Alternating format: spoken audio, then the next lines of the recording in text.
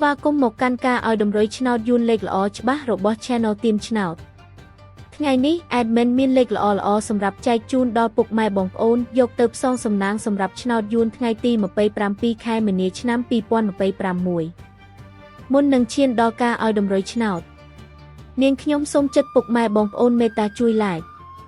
Subscribe Comment និងដាក់សញ្ញាកណ្ដឹងឲ្យ Admin ម្នាក់មួយផងដើម្បីជាការលើកទឹកចិត្តក៏ដូចជាដើម្បីតាមដានវីដេអូតម្រុយឆ្នោតថ្មីៗផងដែរឥឡូវកុំឲ្យខាតពេលយូរតោះយើងទៅតាមដានតម្រុយឆ្នោតយួនទាំងអស់គ្នាចំពោះឆ្នោតពីរលេខគឺមានលេខ42 68 71និង85សម្រាប់ ABCD ចំពោះឆ្នោត3លេខគឺមានលេខ421គុណ862គុណនិង357គុណសម្រាប់លេខអូសខ្ទង់គឺមាន40និង80សម្រាប់លេខអូសចាសឥឡូវនេះវីដេអូតម្រុយឆ្នោតរបស់ Admin គឺបានដល់ទីបញ្ចប់ហើយ